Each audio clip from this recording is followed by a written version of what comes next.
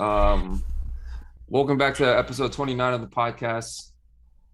Back at it, 7 in the morning, once again on a Wednesday. It's 22 degrees outside. That's why we're both wearing beanies. Actually, the reason I'm wearing a beanie is because my hair is really bad right now. um,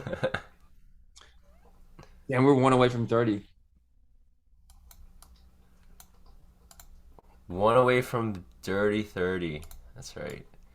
Isn't it funny how symbolic 30 is in our cultural consciousness? Is that true for other cultures? Is it just an American thing? Like it's the beginning of the end when you're 30. In terms of age. Um, yeah, 30 is kind of like when it starts flipping like onto like, oh shit, I'm old now. Yeah. You know when you hear like 24-year-olds be like, yo, I'm fucking old. And I just want to kick them out. Yeah. This is going to sound really bad, but it's always about being provocative. Like, I feel like in your 20s, you're still that like expendable resource to society. It's like let's just throw 20-year-olds at the problem and like if they die, they die. If they burn off, they burn off. Like, and the 30-year-olds are more like, or they're like, we're starting to have some self-preservation, and we're the ones that are throwing the 20-year-olds at the problem.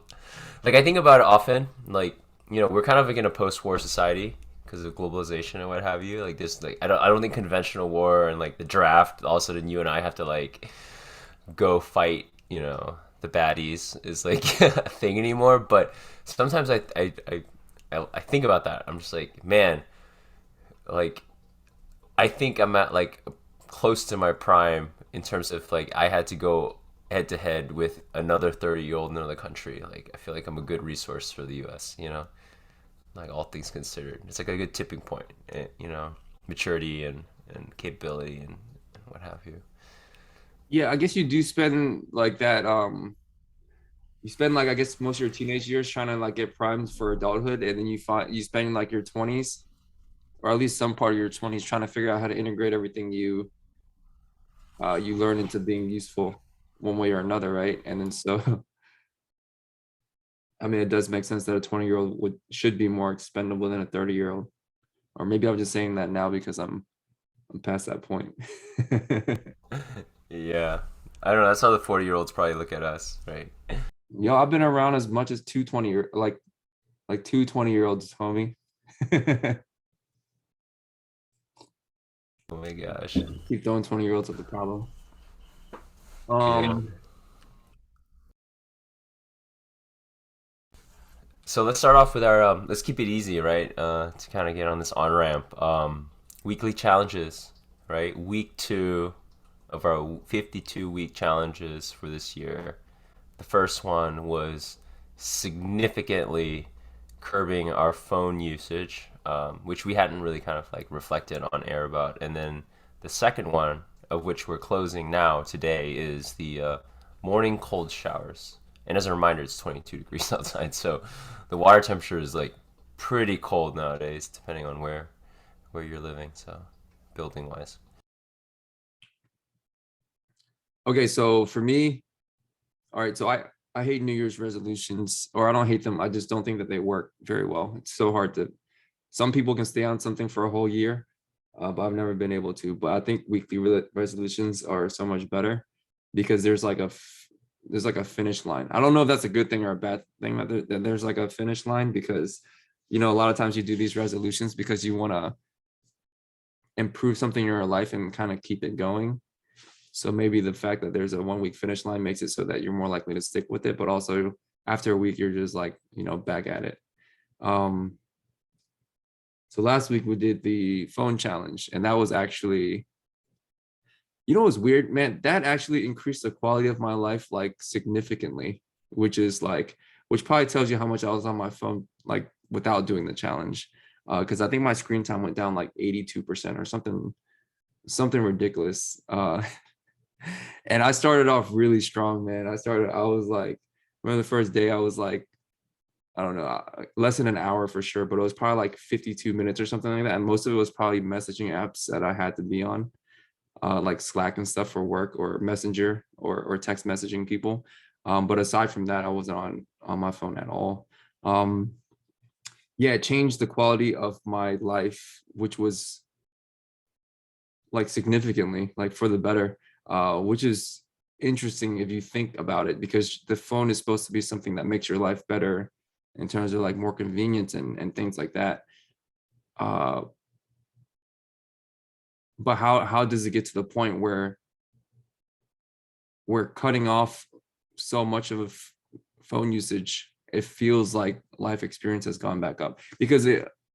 Okay, I'm definitely rambling at this point, but like a lot of times, like when you feel like you need to go do something, it's so easy to distract yourself with your phone. So anything that anytime you need to distract yourself from something is so easy because you have your phone in your pocket. But when that's no longer a solution, then you actually go and do that thing more times than not. A lot of times, I read like a whole. I probably read like 1.5 books that week just because I didn't have my phone. Just stuff like that I haven't done in a long time.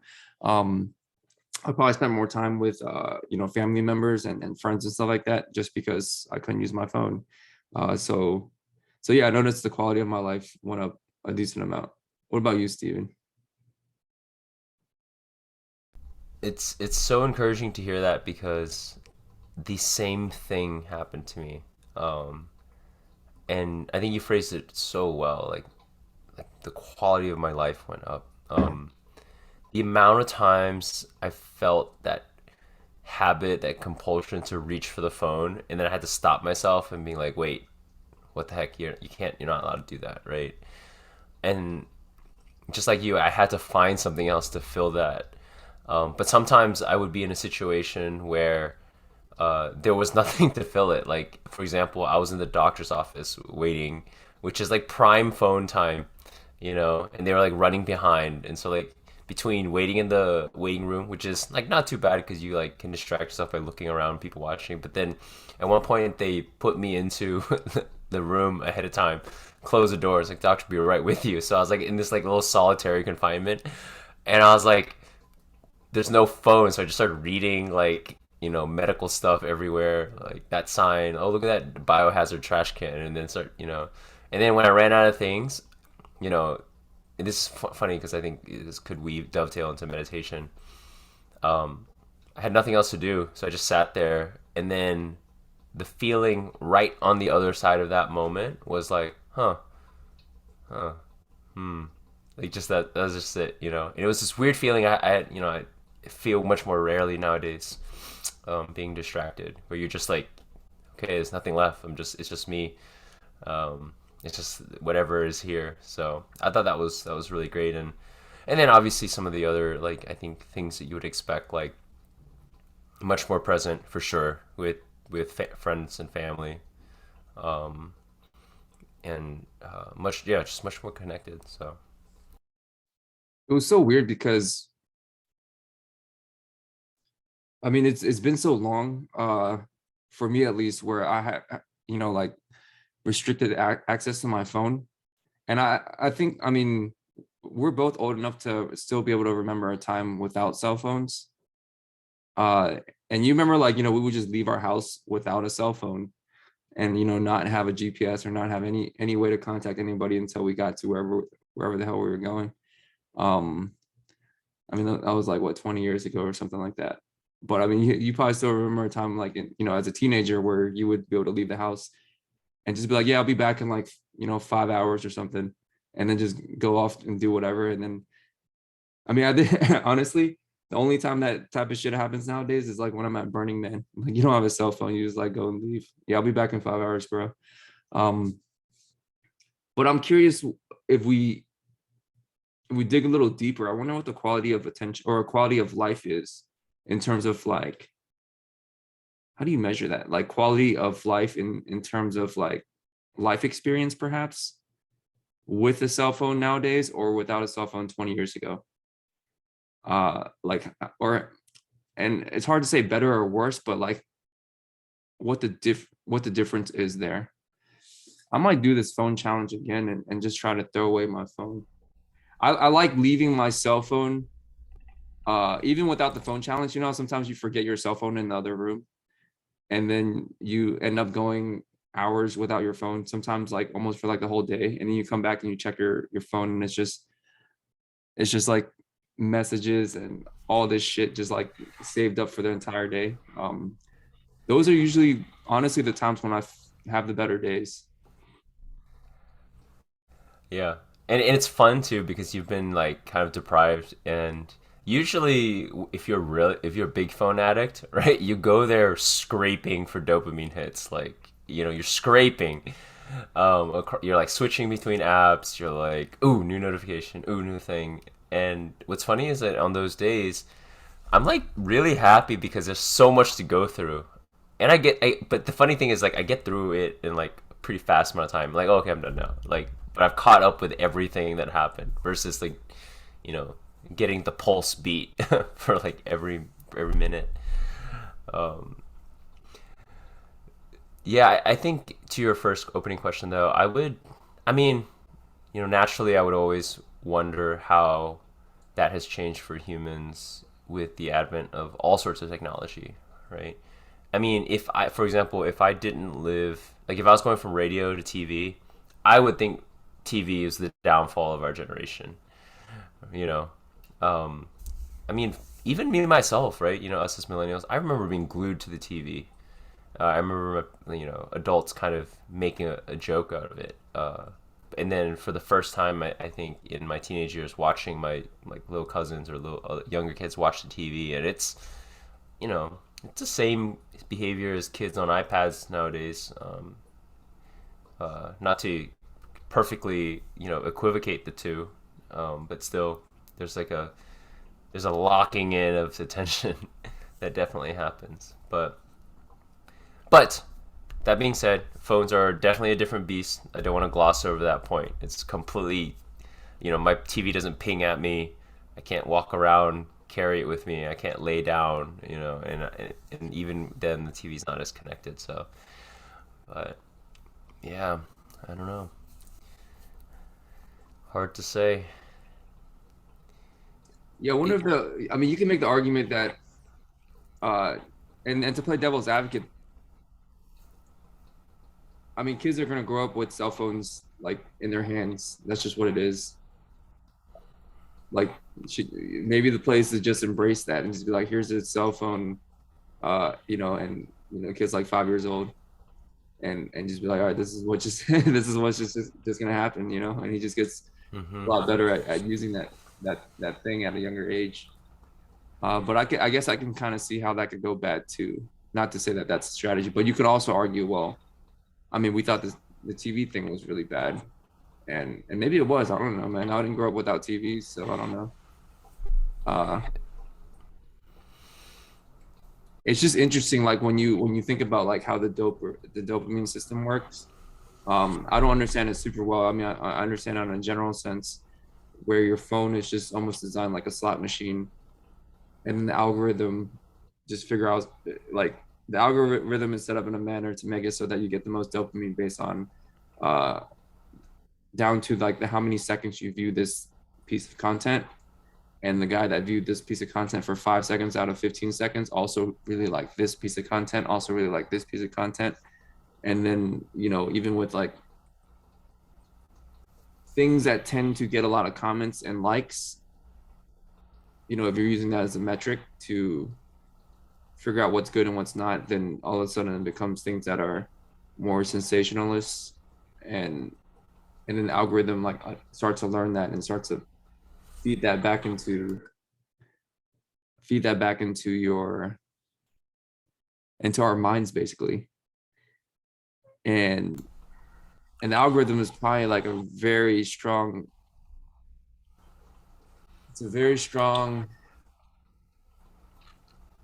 self-reinforcing confirmation bias machine almost. um yeah, I don't know where I was going with that, but it's kind of cool to think about what your phone's doing. Yeah. Well, I mean, so I'll tell you, you definitely sparked a rabbit hole, a kind of a obscure rabbit hole for me, which is I immediately thought of law of attraction stuff. Because basically the gist of it is that anytime you have the actor, like the person, the actor, the thing, the subject, an object, in an environment, in a closed loop where one affects the other, you know, like I think that's supremely interesting because, a lot of times we talk about on this podcast, we talk about it every time, we talk about the construct of the self. And I think if you start to read up what people have said about it, or you try to experience it yourself, you start to realize that like there is no separation between you and your environment. You and your environment are constantly in interplay, right? And I think what's interesting about what you said about the dynamics of these social media algorithms is that, arguably there is always an algorithm, right? Arguably it's your DNA that constantly, or whatever it is, right? Your internal instinct, your subconscious, your self-preservation, the thing that tells you like, hey, go spread your genes as much as possible, don't die, all that kind of stuff. That algorithm is also always there. And it is also rewarding you for certain things. And you can also adjust that algorithm, right? Like it's not a fixed thing. You can put more weight on certain parts of it than others. Which then I think now to go back, close this loop off, a lot of the law of attraction stuff that a lot of these self-help gurus or people, psychologists have brought up with confirmation biases and self-fulfilling prophecies is that you can think something, you can choose to see the positivity in things, and then the algorithm in the world will start to reward positivity or orient itself around positivity or negativity, or you can choose that thing, which is like, I mean, if that is actually true, right? Like our thoughts determine so much of our reality, not just in our moods, whatever, right? And like, but also the ability to materially advance forward. Like I think that's probably lifelong mastery, and maybe said in another way that we often talk about, it's energy manipulation in its own way, right? So again, like bit of a rabbit hole, but it's what came to mind for sure. I do think our thoughts definitely shape our world in the sense that, um, you mean like the lens by which we view the world in a way? Yeah, right. So I mean, there's the lens where, okay, let's if we go to the visual metaphor, right? Rose-colored glasses, right? That's a cliche for seeing the brighter side of things. If you always see things with rose-colored glasses, and like um, you're kind of like idealistic, but that's like a tint, right? Like that's like a tint over something, just like a pink cute. But I think that at a deeper level, the thoughts and emotions that you choose to have actually can materially reconfigure your world, right? Like, for example, let's say beauty. Um, you can look at something, two people can look at something, and they can say, one person can be like, that's ugly. Like, it's brown, it's misshapen. Or even a person, not to make this a little, again, more too provocative, you look at the same person, right? And you'd be like, wow, that person's like beautiful, like beautiful person. Same, or the other person can be like, that's an ugly person. Like they're not attractive at all. And then like a third person who is like looking at something completely different. That person is, maybe they're looking at a soul, right? Just for the sake of conversation, they're looking at this person's soul. They're like, wow, this person's soul is beautiful. And like, but they're all saying making different judgments. But these judgments material change the way you see things now and the way inputs come to you, right? And the way you act forward and the rules of that universe, right? If you're like always in the concrete, your world and the world around you is very like, cut. But if you're a little bit more ephemeral and the boundaries are a little looser and you see souls, you see energies and vibes, then it's like that you will move through the world completely differently, completely differently. So, Can if you that makes sense. can you intentionally affect that? Do you think? Like if you were, I mean, is that what law of attraction is? You're trying to intentionally affect something like that. You're intentionally trying to change the way that you see the world enough that it actually starts changing. Yeah, I think that's one part of it, like one side of that coin or diamond, if you will, right? To like to one be open, right? Because if you're filled with a bunch of stuff, then the universe can't like there's nothing that can flow into you, right? So nature abhors a vacuum, right? All these equations always rebalance themselves. Electrons are going to jump to restabilize and hit like a homeostasis type thing situation. So if you create this vacuum in yourself, you open yourself up, and then you also create like I think the connection points that you want to come in, then I think the idea there is that it will come in, right? Like, so I mean, law of attraction is sometimes like summarized quickly as like fake it till you make it, that kind of concept, right? Like if you already are that energy, you already can pull that energy out, right? Like if I want more love in my life, then I can just be the love. And the way the universe works is that like that's just gonna magnetize, like you know what I mean? Like it's just gonna like collect whatever it is that you want to collect. You want to be have, and you have to believe in abundance, right? You have to believe that it will come. You have to believe that like it's in full supply all around you, whatever it is that you want. Like, well, a lot of people use law of attraction for money, right? Success, wealth, like conventional, like capitalist stuff. So there, you have to believe that there's money all over the place, and by you acting as a person who magnetizes money, money will come, or success will come, or what have you. So at least that's the way I understand it. I'm not like, to be completely honest with you, I like did like a 30,000 foot flyby on top of law of attraction, like mostly just me like liking meditation and metaphysical stuff and flying by like all the self-help stuff underneath here for law of attraction. So I'm like, oh, that's what they're about, cool. So that's at least what I kind of gathered from it, and by no means I'm like an expert. So Yeah, I guess it's intriguing, just to think about it that way because, um, I mean, because if you think about it in a sense, like I know there's like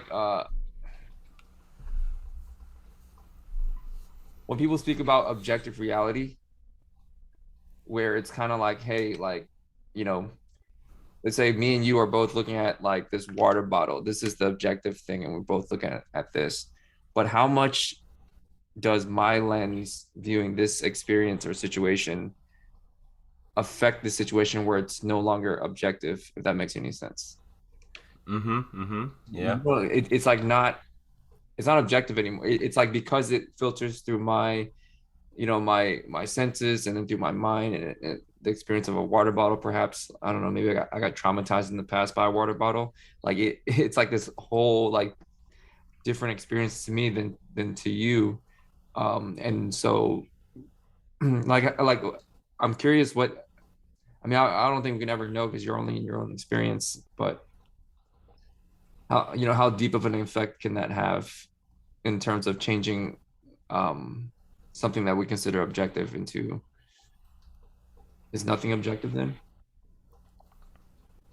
I don't know, man. I'm getting like super into some philosophical like Yeah. stuff here. Well, for sure, nothing is objective. But what's like the if you back that all the way up here, what's like the practical line we can play around, right?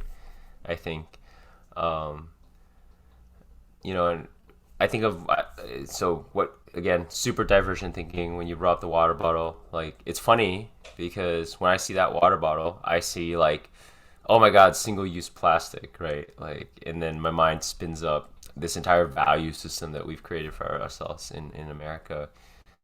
But then I think a lot about, in developing countries, like plastic is this literal magic. And if you ever do the economy of scale calculation for like a plastic bag or a plastic bottle versus literally anything else, it's impossible, incomparable. Like I mean, literally, my hands are very much approximating the gap. I think about like when I see, yeah, or I don't know, like there's countries where I mean, I see a dog and I love dogs. Like I mean, dogs make me really emotional. Like I'm just watching them like sleep and like or make their bed or eat or whatever, and it just makes me really emotional. And there's people who see dogs like, oh, look at that dirty animal, like, oh, let's eat it or something. Like, and I don't know, those I think are, for me at least, when I reach out and think about objective and subjective realities, like the first ones that like I kind of hit, right? Just like how value laden things around you are, and how completely divergent our worldviews on that singular thing can be, because of feelings, emotions, and values, right? Um, or the lack thereof, like being more, yeah, I don't know, mechanical in your view of things. It changes. I don't know. One thing that came to mind real quick too, because when we talk about, I think, looking beyond the veil a little bit and realizing that like experience is constantly in flux and constantly changing for you. There's no like really, there's nothing to stand on. Like we think we're saying, there's actually nothing to stand on. Um, One thing that's I always go to, short of like popping a tab and being like, whoa, I didn't realize that this stuff is like all subjective, but like sleep. Like sleep is probably the number. It's 7 a.m. We always make a joke of waking up early for this. Sleep is like the number one thing that we just take for granted as like constantly affecting everyone's objective reality.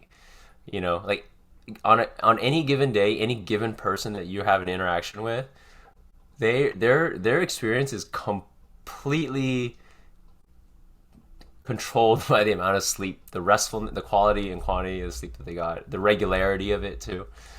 And if I think if we were more attuned to that, I think we would have a little bit deeper understanding on how to like deal with people, or even life itself, knowing that like shit can change so much just on the virtue of like your sleep quality, right?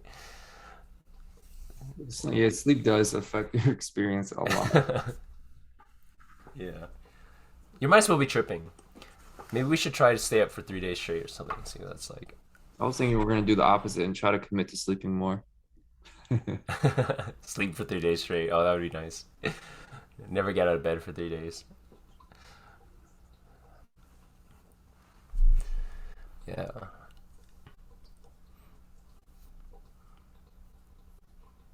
Huh. We should maybe start talking about what the next challenge should be. I'm probably gonna have to do some phone one just on a personal level because the week that I didn't have the phone challenge, like a week after, it was almost like how people go on like diets and then they binge afterwards. Yeah, Yeah. it was kind of like that a little bit. It didn't get as bad, but it definitely like went from an hour a day during the phone challenge to like triple that amount or something like overnight. As soon as it was over, I was like, okay, we're back. Yeah. There's something very powerful there, that I really believe in, which is that iterating over that. So it's something I actually got from fighting as well, where I'd struggled to lose weight and keep it off for a long time. I've had like 30-pound swings for a long time, big part of my life, and it wasn't until I did Muay Thai where you do like a fight camp is like a set 4 to 6 week period where you're balls to the wall, and then the time in between fight camps, like just like you said, you just let go. Like some people more than others, but you can't help yourself, right? Um, and just when it's about to get bad or could be bad, right? Like another one comes up, another fight camp comes up, and like you think that you know you might be undoing your gains. It might be like one step forward, one step back, and like if you like in the macro graph, it's like a slope of zero. But really, I realized that even though it wasn't noticeable to me, like there was a very slight slope, like very slight that I wasn't even aware of until I actually looked back 6 months or 1 year, and the whole time I thought I wasn't making progress, to be honest with you. And it was because I think of these start stop cycles, which is something that we also see in bodybuilding, right? I think that a lot of times people, I mean, I think one of the prevailing notions right now is that like, okay, a lean bulk, like you can either burn fat or build muscle. Those two systems are in contention, and it's like binary, it's like one or the other, right? And there are people who have tried to devise systems where you can do both, like a lean bulk, what have you.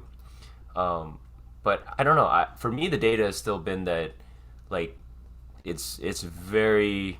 I mean, you're setting yourself up for failure, like psychological burnout, all that kind of stuff. If you try to do both at once, versus bulk cut, bulk cut, bulk cut. You know, get like half a pound of muscle each time, right? Or lose half a pound of fat each time, in whatever direction you want. And so I think it would almost be really great for us to like employ that same strategy, try it out, and do like another phone thing, like week on, week off type situations. See what happens. You know what's weird? So my entire life, I've actually been in found the opposite experience to be true for myself personally. I'm not sure if it's a personality thing, because I know like for someone like let's say Z, my older brother, he would totally agree with the statements that you just made, because I've seen him do some ridiculous like, hey, I'm just gonna do this for a month, like as hard as I can, and then like you know what I mean, like that's what motivates him. If he wants to, cut down to like sub 10% body fat, he'll chase it until he gets it. But then once he gets it, then he loses interest in a way. I don't know if loses interest is the right word, but it's kind of like that sprint and then the chill and then the sprint and then the chill, and it's very evident in some people. But for me, I've never, I don't want to say never, but I think 90% of the time I'm probably not like that. A lot of the time I think about what I can sustain for the long time, or like I guess like what I can sustain forever, and if I not forever, but like what I could do like for some indefinite long period of time, like the next year or so. And if I can't do it for that long, then it's probably not sustainable. Like even when you're talking about something like diet and exercise, it's always been trying to pick something that I can do for like a year, and if I can't, go to the gym every single day for a year, then it's just gotta be 6 times a week. And if I can't do that, it's just gotta be, 4 times a week. Or like how much what's the number that I could probably do it for a year? Is it 2 times and then some weeks maybe 3 or 4 if I'm not as busy? Um, but I could probably go to the gym for 2 times consistently for the entire year. And then when it comes to dieting, I mean I have a relatively high metabolism, so I guess I've been lucky with that. But even when you're talking about like the like kind of like rather than bulking and leaning and bulking and leaning, it's always kind of been like, okay, this is the diet I can do indefinitely. Um, yeah, so I don't know. I kind of fell off of that. I know that's ironic, but I kind of fell off of that uh in the last like couple months or few months maybe. But I've never been like a sprint and rest in that regard. But maybe I should be. That sounds kind of fun. Yeah, I think so. Yeah, no, I think that's great to round out the playbook because I've definitely done what you said too. I've done. I was like, man, what can I? What's the easiest thing that I can sustain? And I think trying out both is probably the answer, right? Depending on if you're trying to break through a plateau or you're just trying to get through the initial, get the start, or if you're in the middle, middle ground of it, right? Like there's just everything is phased. Um, so yeah, I definitely think there's a lot of merit to that. My question about actually that you bring up your brother Z, and his style. I think though I think what I was trying to convey is like that in the middle it's almost indulgent, you know. I don't know if Z lets himself indulge like as soon as like that first sprint is done, or what it's like, and or if he always achieves it in sprint one, but is there like a sprint two, right? Like I'm thinking about like end sprints, like that kind of framework. Like, do you know about that? Can you speak to that? I would say that well, yeah, with certain things that there probably would be a sprint to, and with other things there probably wouldn't. I guess it would just depend on the thing. Um, I mean, it makes a whole lot more sense if you're talking about something like, let's say, health or like going to the gym, because there's no finish line with that type of thing. I guess the finish line would be if you achieve your 10% body fat or whatever the goal is, if you're gonna call it that. But I think in general with a lot of the no finish line type things, it depends on if there's like a sprint two, or well, let me think. So if he were to want, actually, you know what? I think once he hits his goal, he's probably like, yo, I hit that, and then like motivation fades. I don't know if Yeah. that makes any sense, but it might be like multiple sprints to get to the goal. So it might be like if you start at like at, let's say, I don't know, 15% body fat, you might sprint to get to 13, and then chill, and then sprint to get to like 11, and then chill. So You just reminded me of something actually. Still thinking about sports. Um, Seasons and champion, like you know what I mean, like yearly tournaments or seasons are actually sprints, 2, 3, 4, 5. You know what I mean? If you think about it that way. So yeah, that could be one. I do like the idea of sprinting. I guess with certain things I do like physically, I prefer sprinting over running long distances. so so there's that. It's like I'd rather run really fast for like 4 seconds and then chill for like 30 than be running the whole time. I guess 4 seconds and 30 seconds, that's um yeah, I'm interested in doing another challenge that kind of like changes the quality of experience uh for um like noticeably for some part of my day. I know that's a big ask for these weekly challenges. Um, but I wonder if there's anything we could do. Yeah. So I had an idea when you brought up the phone thing and this early on that I've been holding at bay.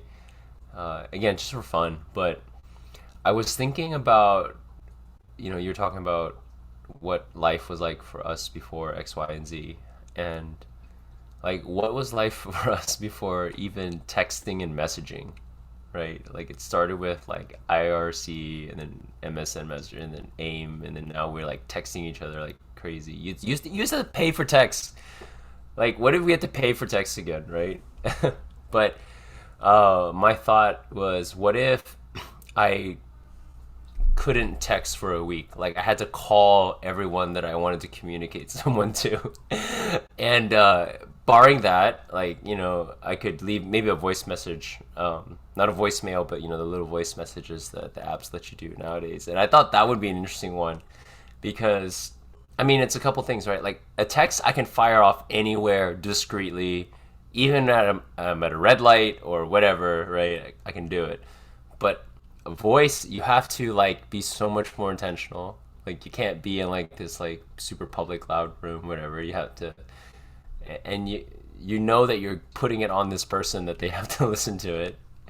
But is that even a big deal? It used to be like, oh, like totally normal, but nowadays it's like, dude, I can't believe this person leaves voicemails or they call me, or I can't believe they ring doorbells. Like, why don't they? You know what I mean? Like, there's even things like that that have fallen out. So I think it's always amusing. Yeah, calling is relatively aggressive now. If you open with a call, It's like yo, Aggressive, exactly. yeah, it's like a little bit of aggressive in a way. Don't get me wrong. Like obviously, if someone called me, I wouldn't think it's aggressive, but I think in some cases, especially like like if I opened with the call to like let's say Mimi or something, she'd probably think something was wrong. You know what I mean? It wouldn't be like, yo, what's up, man? You free for a call? Rather than I just open with a call. And then I'm like, hey, what's up? How's it going? She's like, what? Why'd you call me, bro? um, Yeah, or like I'm looking at this meme right now, and I wanted to talk to you about it, but I can't text you, so I think I'm gonna personally do a phone challenge, but I wonder if there's any other challenges that we can do that change the quality of the day. Like, I don't know, like should we like start just waking up at 7 a.m. every day for no reason? I don't know, that would change the quality of my day. It'd probably change the quality of my sleep though. yeah, yeah. I mean, I used to be very gung ho about 5 a.m. Wake ups, and but then once I started realizing how important sleep was, it was too hard in current society, my current life, um, to do that. So the waking up early is really hard because people always say, "Oh, I want to wake up early," but really what they should be saying is, "Oh, I want to sleep like early or on time." Like we should they forget the waking up part. It's the I want to sleep at this time, right? Yeah, I mean, I agree with that. So I was actually thinking about like these morning routines in this past week, like especially in like productivity circles and stuff that you see like on Twitter and Instagram and stuff. A lot of, I guess like entrepreneurs or successful people are like, yo, you gotta have a morning routine, you gotta, get up, meditate, like there's like a whole there's like a whole following around that in a way. And to some degree I do think that that's definitely better than not having a morning routine, where you get up and I have my own personal morning routine that I try to stick to. And I do notice on days when I hit the routine or have time to hit the routine, I do have better days, like planning out my day, doing a little bit of reading, meditating, writing and stuff like that. But then there's and then there's and over time, my morning routine has evolved into something that works for me. But then like when I look and I see like people that are doing like way more extreme morning routines, like shit that I can't do, like like Jocko. I don't know if you know who Jocko is. He's like that Navy SEALs self-help dude. Like he like just posts a picture on Twitter every single day. He's like up at 4 a.m. and he just posts a picture of 4 a.m. He's like in the gym and shit. Um, I was thinking, and so a lot of people are like, yo, if you want success, you gotta wake up early. If you want success, you gotta wake up early. If you want success, you gotta wake up early. But I was wondering is maybe it's like the opposite, where it's like you gotta have something. I mean, it's kind of like what came first, the chicken or the egg. If you have something that's important enough for you, where you're like, yo, I have to, like, I just want to get up and fucking get started on this shit because this shit's so important to me, then the morning routine naturally just like happens because it's like, yo, I gotta get at it because this is the thing I want to do. Um, and I wonder if you can start a morning routine and then kind of like, I don't know, chicken and the egg thing. But like you start waking up early, but then that in turn helps you find something that motivates you. And then in turn, it makes it so that waking up is like a naturally motivating event. Kind of like in the beginning, if you haven't gone to the gym in a long time, you might be like, man, fuck, I gotta go to the gym. I gotta go to the gym. But then over time, you know how like the gym becomes enjoyable and it's just like you go for the sake of it. And I was thinking like, I don't know, I could get up at 5 in the morning if it was some shit I really, really, really fucking wanted to do. But, you know what I mean? Aside from that, like I don't know if I could set those guardrails where it's naturally just gonna happen. Um, damn, I probably made $0 a cents in the last 2 weeks. Catch any of that? Can you translate for me? No, I caught all of that. I caught all of that. Yeah, when I think it tracks well with the topic that we've been, you know, working on, which is, um, like for me, like forcing yourself to wake up is kind of like the sprint framework, and then you get to try again. You get the sprint into, you know what I mean? Like, and you start, and with the sprint, which is interesting, is that you start with an immediate in your face deficit. Um, right? It's that's what's I think compelling about the sprint. Like as soon as I like stopped using the phone, I immediately felt it, right? And kind of like that cold turkey method. And as soon as you wake up at 5 a.m. on that first day, you're dead tired, and you're dead tired for the whole day. And gonna slog until you get through the next day. But if you made it, then you will start to rewire the circuitry to reward yourself for it. Like you get to say, someone says, "What time did you wake up today?" You get to say, and come on, social validation is a real thing. Like, we're not above using social validation to help us. Yeah, you get to say that you wake up at 5 a.m., right? To whoever is listening. And so I think it definitely is a chicken and egg thing. Sometimes you have to be tired by the time 9 p.m. rolls around. If you're a 5 p.m. waker, that's when you should be like, going to sleep. So yeah, man, I think there's a lot there. And uh, oh goodness, I had another thought. Oh, sharing just again some personal anecdotes and experience back when I was like really big on the 5 a.m. waking was uh, so on the topic of being on time, your favorite topic, heck, right? And I was someone who used to be chronic late. I think I'm pretty good about it now, because I get there early and then I just meditate for like five, whatever amount of time I'm waiting. But I think we both kind of understood where people were coming from who were like extremely punctual and almost like fanatical about it, uh, in terms of keeping that time commitment, right? And because there is like in their view in like an emotional transfer, like there's a how you see me and I see you, and we're entering into this contract type of thing.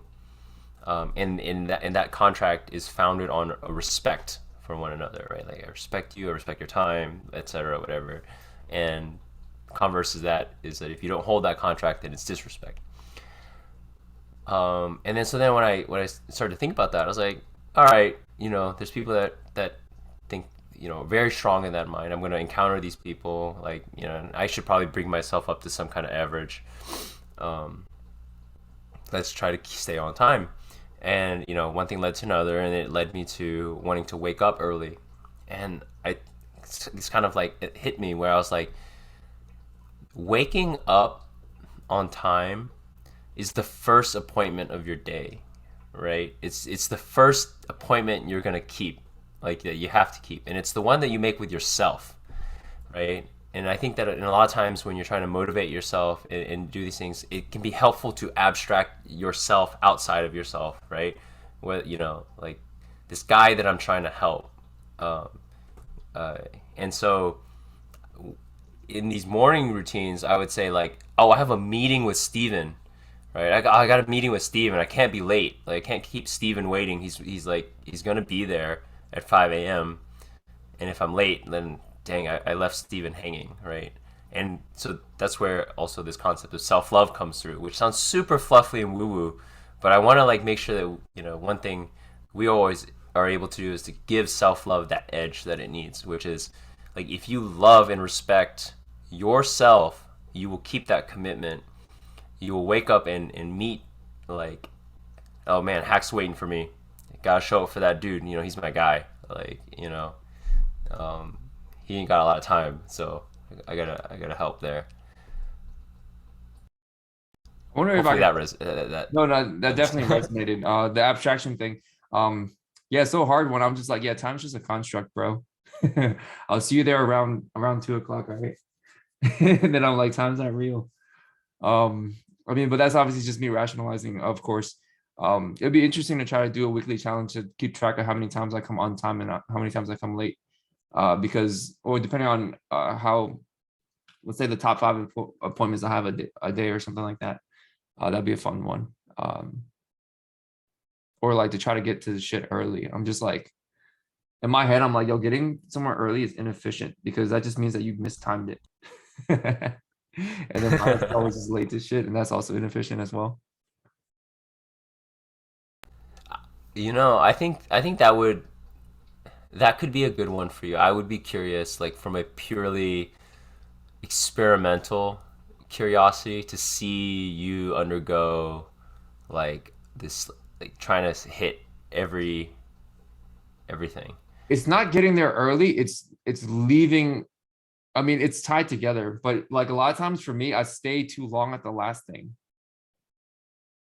So it's like I can't leave the last obligation because I'm like, oh yeah, yeah, dude, I can help you finish all the way till the last minute. Oh wait, I need to stay for another 5 minutes. Okay, yeah, dude, it's fine, I got you. Because I don't want to leave that last thing. Like it's actually probably hard for me to just kind of be like, hey Steven, I gotta go. Like, sorry, I just gotta go. And maybe that's what it needs to be. It needs to be like, hey man, I'm gonna be late to this next thing, so I gotta go. And then I just like leave. But then I feel bad if like, if everything hasn't been like wrapped up in like a nice like um I guess like a checkpoint that feels like a nice one. Right. But the system will reorganize itself, right? It will restabilize around this new constraint you put in. Like everything will, like, the work batches will get small. Like everything will adjust. Like that's the interesting thing, I think. How do you make time feel more real in terms of, okay, sometimes how like Parkinson's law, right? It's like kind of like time just fills up the void of however much time you let yourself do something. I always have trouble with that because I mean, obviously, I think everyone to some degree has experienced Parkinson's law. Like, somehow, obviously, if something's due in 3 hours, then you will get so much more done in 3 hours than you would have in the last 3 days. But is there a way to, I mean, I guess it's a law for a reason, but is there a way to be like, you know what, this shit's due in 3 days, but like really feel like this shit's due in 3 hours, and then just not, have you ever had any success doing anything like that? I mean, it feels like a sprint in a way. Yeah. Um, I've had I've had some success, but for me, it's like just getting up to baseline.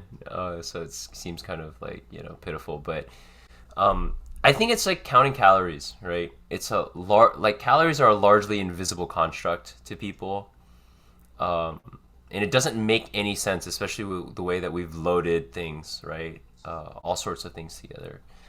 But once you've it's done this tedious thing of tracking it all, and also on the other side of tracking it, like analyzing your own feeling of like satiety, how do you pronounce it, whatever, how full you are, whatever, like, or how good you feel, whatever, then you're like, oh, you start to anchor this food with this amount of calories, with this macro profile, with like the way you feel, and then this intuition starts to build, right? And so, I mean, it's a boring answer, I think, but I think time is the same way.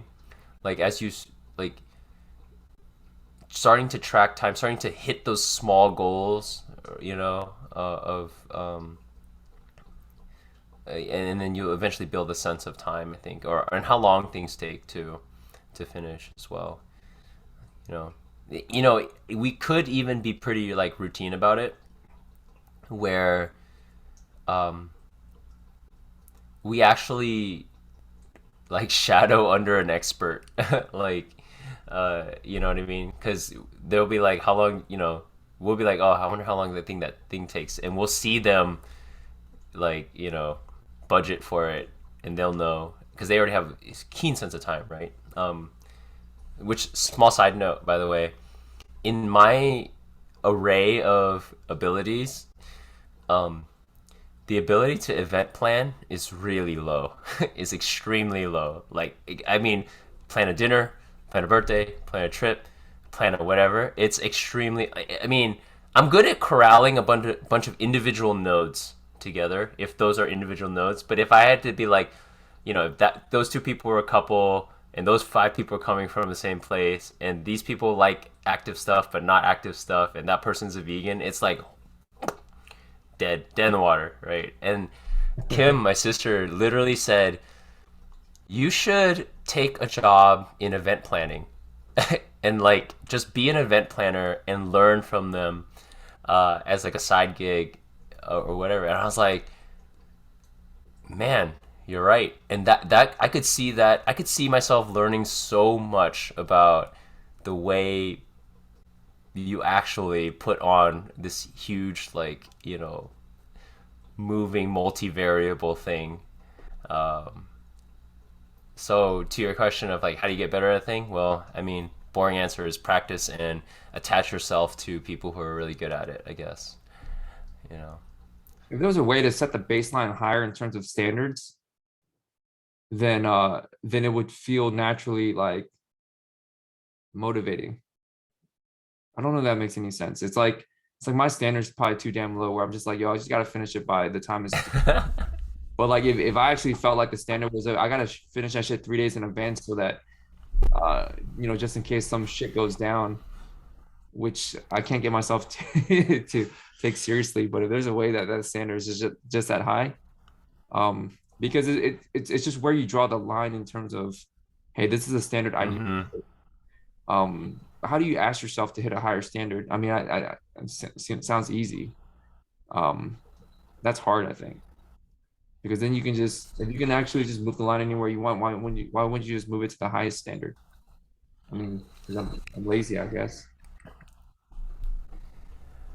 I should Yeah, I I don't should know. those I am lazy statements. Probably not helpful. I'm glad you caught that. Yeah. Um, well, I don't know. It's tough. Like when you deconstruct human motivation, right? It's in the dopaminergic system. Like, I mean, people are different, and it's one or the other, and the standard is arbitrary and self-set, right? And self-calibrated. I always imagine for you, as your friend, that like there would be significant changes if you like had a kid, for example, or if you were somehow in a situation where like the real well-being of people was on the line, right? I think a lot of our character archetypes do well in high stakes scenarios, right? Which I know that there have been quite a number of like very famous or maybe infamous moments in your recent work running restaurants and what have you.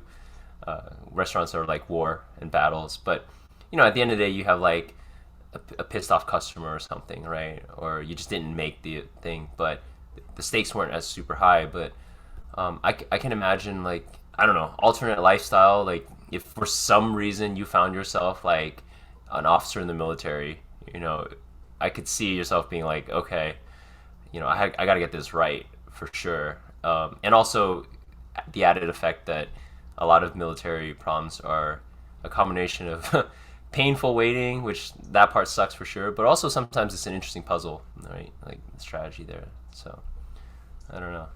I mean, there's definitely a lot that just my not just myself, but I think everyone can do if you're like, yo, man, my life's on the line, or someone's life's on the line, or some shit's about to go down if I don't do this.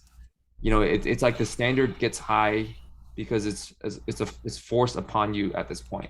It's imposed. Yeah, Yeah. it's like an external thing, like forcing you to be this way, and if you can't be this way, then either you don't survive or something really fucking bad happens, which is akin to not surviving in a certain respect. So, but is there a way to create that without how they say like a lot of times Hmm. like we talked about this before like I feel like maybe we've talked about it. I don't know if on this pod, but like you can make an argument for like, hey, like growing up poor might be better for your kids than growing up with a surplus of material stuff.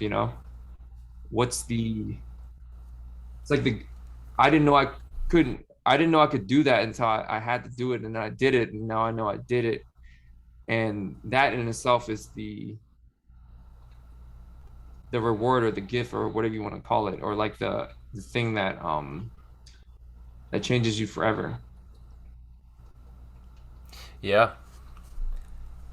So let me maybe hit another angle. Try to hit this from another angle, right?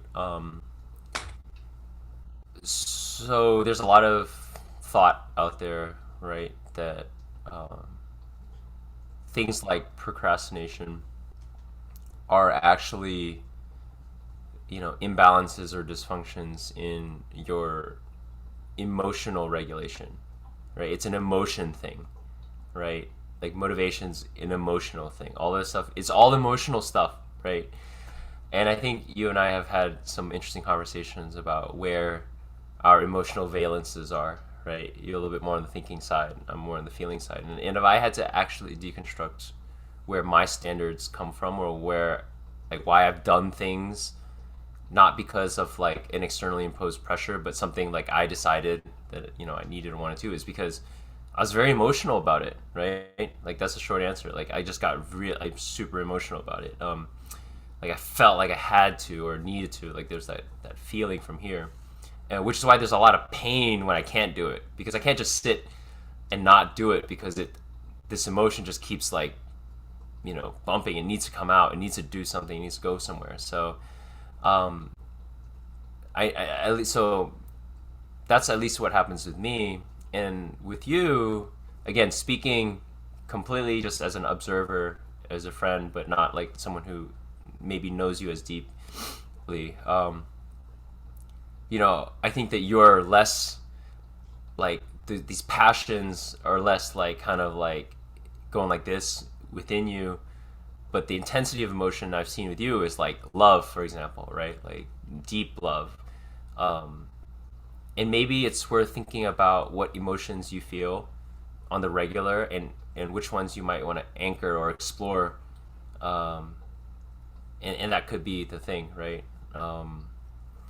I know that we like, for example, we did that recent quiz, and the fun activity was the whole dimension, right, of how much you value activity, like fun, like recreational fun activity, shared experience, quality time, what have you. And maybe it's like thinking about it from that perspective, like, okay, that's a high ranking dimension.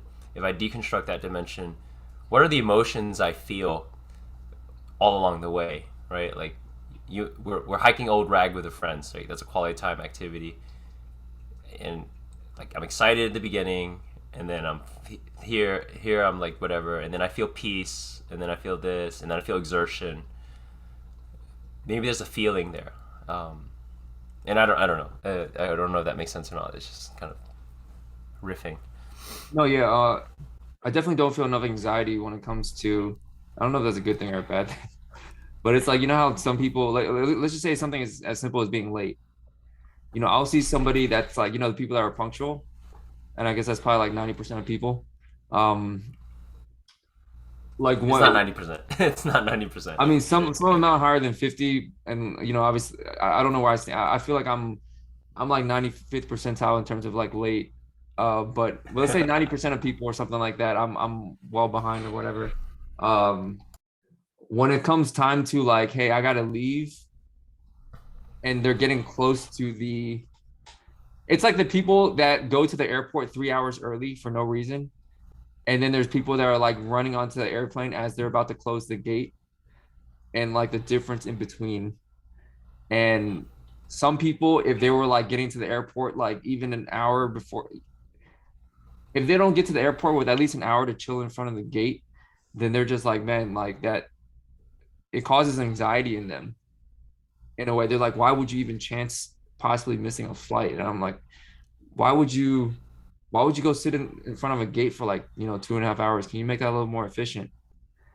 So but then I don't feel that anxiety until like, I mean, I'm like leaving my house to get to a flight like an hour and 10 minutes before the flight, which Mm-hmm. I'm sure for a lot of people would cause inner um inner angst in a way. And then that in itself will be like, hey, like get your ass up and go. um Maybe I should just try being proactive. I feel like the standard, if there's a way to get to a higher standard and be like, all right, well, this is the new standard. I wonder if I Mm-hmm. did that for long enough, if it'll just stick, or if it'll just kind of like be like, all right, I guess the weekly challenge is over, so time to get back at it. Yeah.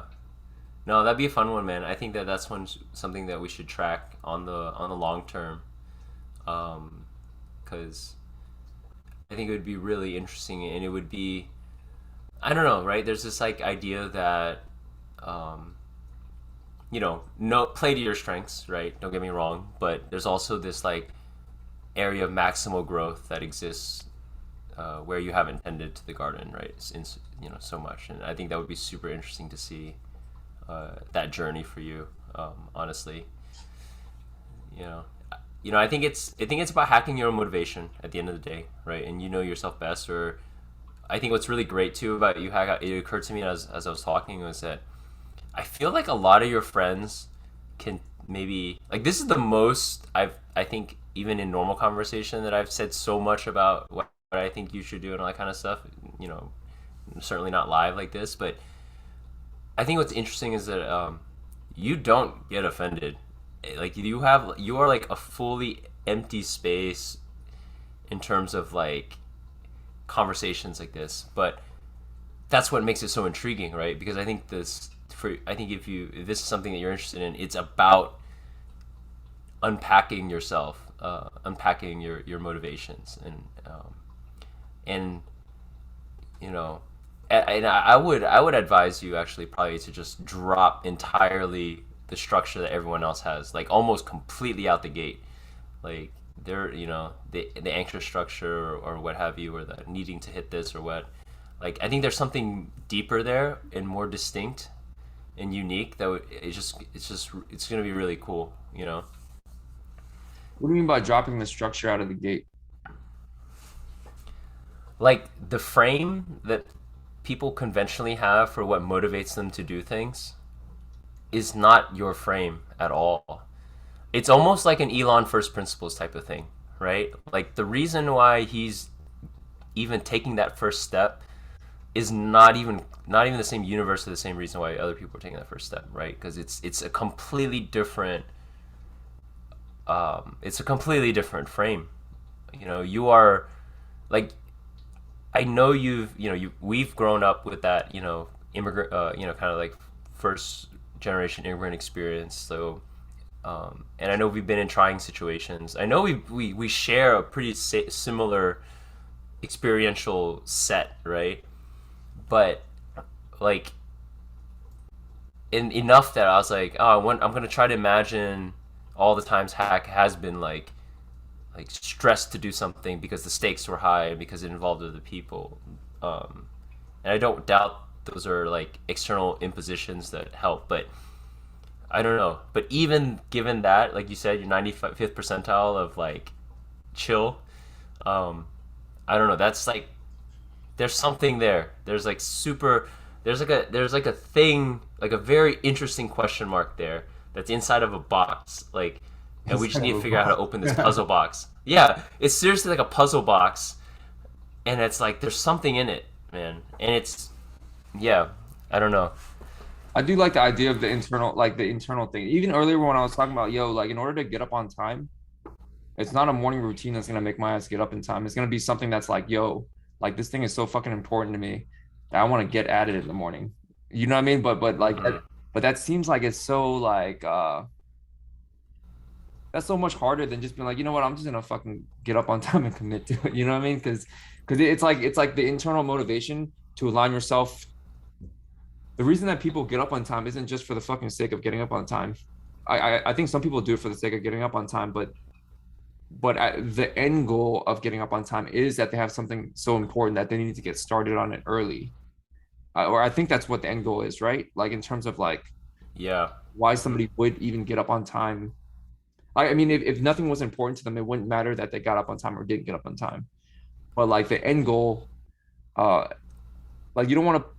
I don't know if I'm using this phrase right, but you don't want to like put the horse before the cart, or like it's like you need to like Cart before the horse. Yeah. yeah, the cart before the horse. Like you need to have that thing, or maybe if you get up early, then the thing like forms in itself in a way. Like when I was talking about chicken or the egg earlier, it's like does the fact that you start doing all these habits and like you start copying people like high performing habits, does that make it so that eventually you have the space for something like that to form, or is it that you have this thing that's so important to you and you're like, yo, this is actually like if I got up early, I could get at this thing that's so important to me. whether that be, and that could be anything, maybe it's you have kids and your kids become so important to you that you're like, yo, I need to get up early if I want to exercise, because that's also important to me, so that by the time my kids wake up at 7, I can be healthy for myself and my kids, but then also like, be there when they wake up and take care of them and such. So I don't know. I was just kind of thinking about that because I think a lot of times especially the productivity space, you don't think about the internal motivations. I guess it depends on who you're following, but in a way, it's like, yo, I'm gonna teach you how to build this habit, or I'm gonna teach you how to, I don't know, meditate, or I'm gonna teach you how to get up earlier, or whatever the case may be. But what for? Yeah. Well, it's both, man. I can say with absolute certainty that it's both mechanisms. And to continue with your chicken and the egg and how like interrelated these are, is that the more you do the thing too, right? You also get higher fidelity data for why that thing is important to you, like can be important or is meaningful, right? Like like like the like you have a satellite dish that's all crusted up and crappy and not upgraded, right? But by using it, and you don't know what is out there even, right? But if you knew, if you got the message, if you got that input, then you would start to be like, oh, this is important. I want to do more. I want to do more. But by using it, like the sensor even gets better, like, through like going back to the physical analogy, fitness, like the more you use your body and you realize like, oh, my body can move in this way, it's worth it to me. Oh, my pain is going away, that's worth it to me. Like a lot of people I contend who who are unable to, I mean, by far, right, like the most relatable motivation willpower thing for any given person is exercise, right, all across the world, for various reasons.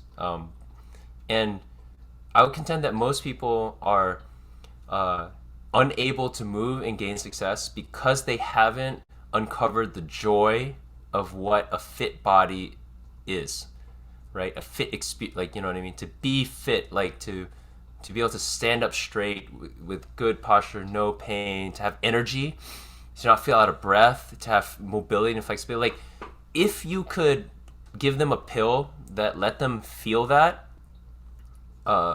for a minute, right? They would make their next workout. That's my contention. They absolutely would. But because they don't, there's no magic pill to make them feel that. Not give them the results, just make them understand. They just see it as like sweaty and gross and like why would I want to do that, right? Like, I think that a lot of people would, which is why I always go back and throw that running thing back at you, because running was that what for me. I didn't understand it at all. Goodness, didn't understand it. Had to do it. Hated it. Whatever. And this is a great example of where I just built the habit and I just did it for such a long time, just because I was forced to do it, and then somewhere in there something like broke open, like this big wall that's been up there my whole life just like broke open, and I was like, oh my god, like this is actually, I like want to run now. I've never wanted to run in my life, but now, like, I want to run, like, and if I can't run, I feel off, and it's like, but I wouldn't have gotten there without like beating my head up against that wall over and over, um, you know. And granted, I wouldn't have done it unless like my training program didn't demand it of me. So you know, Yeah, I do value like the almost like the gifts and rewards that only you can give yourself, like the internal ones, like the ones that it's kind of like, hey, listen, even if you had $1 billion, if you wanted to, if you want this, if you want a fit body, you're gonna have to run just like everyone else. If you want if you want this thing, like there's no other way to, I guess you can make an argument. Somebody could, yes, you could hire a trainer, or you could like, spend more money on healthy food or whatever. But at the end of the day, like, when you're in your body and you're like moving this body around to the point where it's exhausted, and then you show up every single day to do that same thing again and again and again, that's the only way you can achieve this feeling and reward. um I think those are the things that are a lot more motivating in terms of because they're the hardest to get.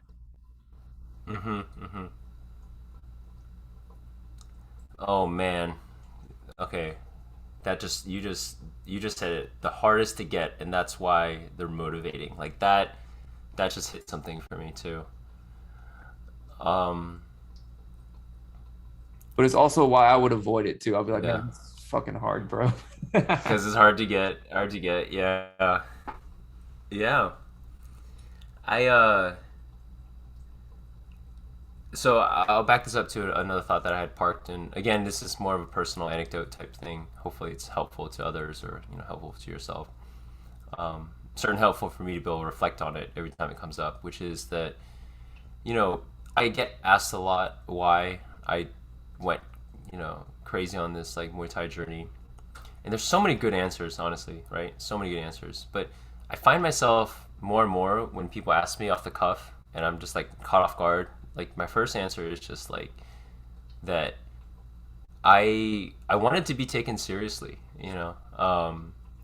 like I felt like I was understanding certain things about physiology from a nutrition, a fitness perspective. Like I was starting to understand things from a martial arts perspective, and I realized that, well, one, first of all, uh, in so many aspects of my life, I'd worked so hard on my communication skills, right? Verbal communication. I was a consultant, worked in various jobs with my friends, talk a lot. Here, I'm talking to you, and I just kept like I was hitting these like awful like marginal returns on being able to convince people by speaking to them or explaining things to them, right? Even if I did my best effort, like I'm gonna show up, I'm gonna be an active listener, I'm gonna I'm gonna try to like really convince this person, and it just wasn't like worth it anymore. It wasn't working, and I realized that people don't. That's not how you influence people or change people, right? And now I'm not saying that, and that really bothered me. And I'm not saying that it bothered me for like this like work project that doesn't matter or Joe Schmo on the street. It bothered me when I was trying to tell my parents or my friends like how to take care of themselves better, right? But as we know, people don't like to hear somebody coming in to tell them like how they should be taking care of themselves better, even if they're right, right? Even if you know they're right, like it's just human nature to not like that. And I was like, okay, I have to find another way. I have to find another way because what's at stake here is the well-being of someone I care about. But then, like all things, right? You should put a mirror on yourself. And I put a mirror up on myself, and I was like, wait a minute, why would they listen to me? Like, yeah, I've gotten something gains here and there, but like, I haven't done anything that makes them go, oh man, I really should listen to this guy. Like, the believability bit. Like, I really should. Um, and what's funny is that when I started to do these, and I held myself up to that standard, and then I didn't say anything, people started coming to me and being like asking for advice. They were like, "What am I supposed to hear? What did I hear?" Or just like I wouldn't have to do anything anymore, and it was just like my resume just did it for itself, and I hope it made people's lives better around me, right? Because they saw that, and so I thought that was really interesting to kind of like surrender the type of control that I thought was the right type of control growing up to more of a influential, energetic type of thing. Um, and I don't know if that strikes a chord with you in terms of like, I think there's a lot of young people right in our circles who are looking for guidance and what have you. Um, and I think you already have a ton of credibility. Don't get me wrong, but it would be again another interesting thing to be like, not only that, but I'm like 10 for 10 on this dimension, whether it's meditation or phone usage or whatever, being on time. Like you just are that thing. You just are a walking symbol, like a walking embodiment, essence of that thing. And you bring that into life just by being, you know, and I think that's kind of a cool thing. Like, Yeah, that's hard to do, man. yeah, it's hard. I It's a lot. It's a lot. no, no, that some of that definitely resonated in terms of uh like you don't just go around saying the message, you become the message, and people will receive the message more even if you don't say anything.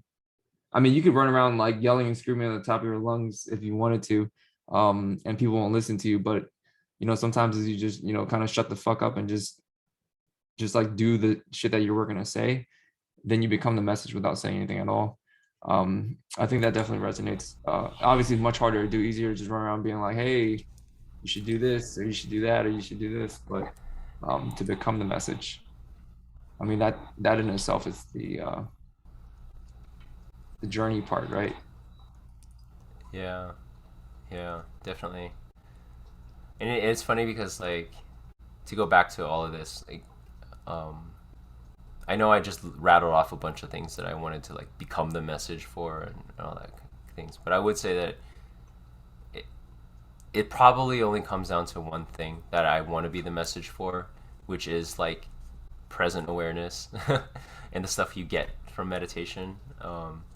You know, when you look at the Eckhart Tolles or any of the spiritual gurus that not the the charlatan fake ones, but the real deal ones, like they have this thing about them, right, that they bring everywhere, and it's you feel it like that's for like I think that's a really cool one, you know. I wonder what kind of internal like stuff they had to like. I mean, I guess a lot of them they tell you, but I wonder what kind of internal stuff they kind of had to like go through to like get to the point where they're just like, oh yeah, that's it. Like this is the way, and not just like through words. And obviously, a lot of these guys are very talented with their words, which is probably how we know about them. Because they're probably the best at not only becoming what they've become internally, but also at articulating it in a manner that other people can kind of be like, holy shit, that's something I resonate with on a very deep level. Um, Mm-hmm.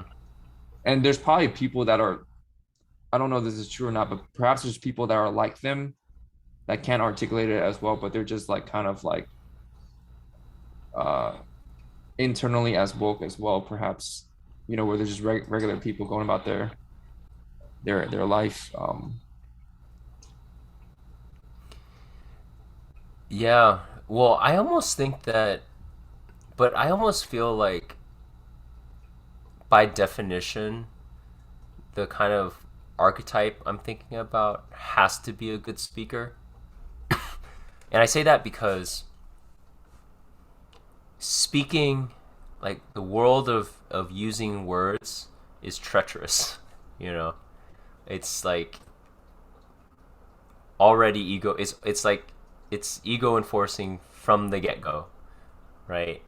I versus you, right? The minute you say something, you've immediately created this, separation, and you're playing in constructs.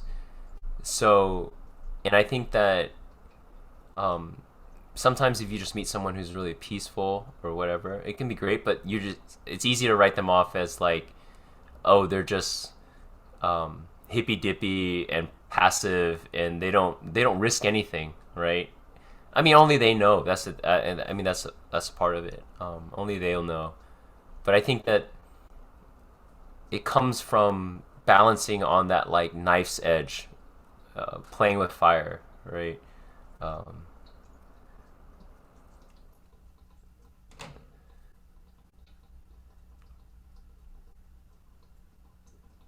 I don't know if that made sense at all, but yeah, it was a yes and statement, not a yes but. It's like a yes and. The world of using words is treacherous because it's ego enforcing from the get-go. The minute you say anything, you're playing in constructs, you're engaging in the world of constructs. I think that's like a pretty deep statement. I know this has been a very rambly podcast this morning, but I think to get to that statement made it worth it for sure. because you're engaging with the world of constructs, and constructs in itself is the thing that you're almost like trying to see beyond when you're like going inside in a way. But by speaking, you're like, hey, like constructs. Yeah. Well, that's great. Maybe we can pause this episode on that and We need a use weekly it. challenge, perhaps. Yeah. Maybe I'll be early this week. I wonder if that's correlated, the cell phone thing and being early. Maybe I can knock out two birds with one stone. I think they're totally correlated for sure. I For need to sure. stop trying to be early, and I need to start trying to leave early, perhaps. Hmm. Hmm. So again, I mean, this is why people always say like the morning thing is sets a tone because you got to sleep on time. And if you're, you know what I mean. And if you wake up on time, most people are rushing out the door for their first appointment, right? Like they're like, brushing my teeth off real fast, da, da, da, da. Like, yeah. So I think the all the things that you've mentioned all correspond really well. I think. The problem with the morning routine for me is I don't sleep early, and then so if I get up early, Mm-hmm. then that shit hurts, and it's like not helpful. But if you, I guess the presumption is that you sleep, you still get your 8 hours of sleep, but you just time it so that you get up so much earlier rather than sleeping at 1 a.m. and then trying to get up in 4 hours or something. I have a challenge for us. 5 a.m. wake ups, but only on the weekends. 5 a.m. wake up. Cause Weekends. yeah, because when you wake up, like on the weekends, like the stakes aren't as high. Like you can slog through the day. You know what I mean? Like you don't have to actually get shit done. But you have woken up at 5. You will be fucking sleepy. Like, and then hopefully your Monday is like it starts to bleed into your Monday. You know what I mean? Yo, that's gonna hurt, man. 5 a.m. wake ups. A lot of times people only have time to hang on the weekends. That means like, wait, what So time do you have Sunday, what time do you have to right? sleep in Let's order do Sunday. to get up at 5 a.m. reasonably? What is that, like 9 o'clock or something?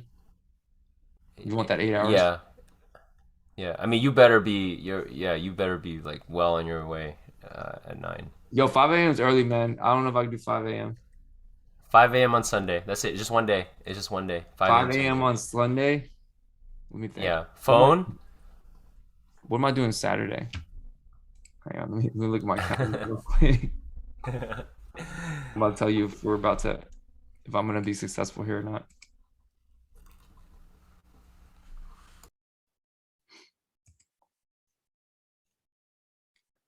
That 5 a.m. I'd rather do, well, let me think. I'm trying to think if I'd rather do 7 a.m. for the whole week. 5 a.m. is just gonna hurt.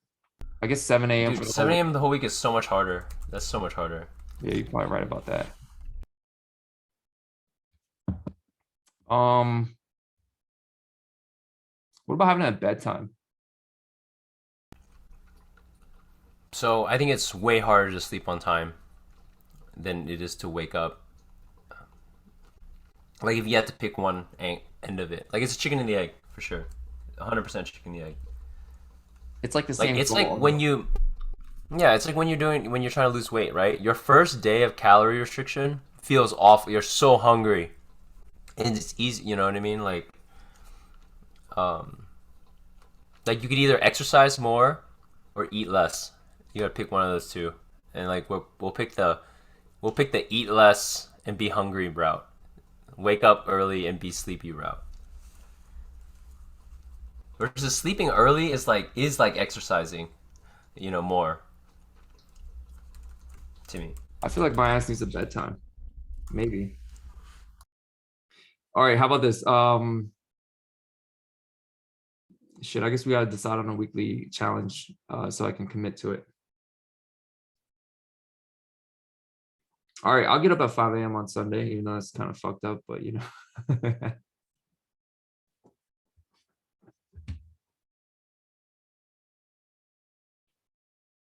Damn, 5 a.m. I gotta plan around that. Let me put that on my calendar.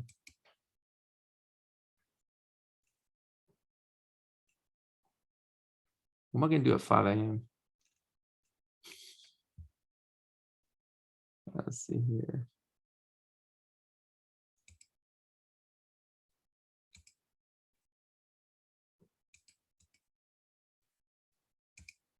All right, let's wrap this.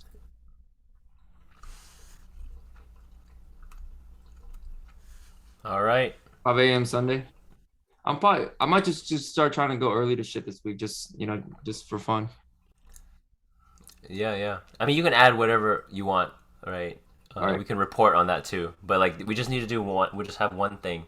all right, 5 a.m. Sundays. All right, got it. 5 a.m. Sunday. I'm gonna wrap this, right? All right. All right, later, bro. Over and out.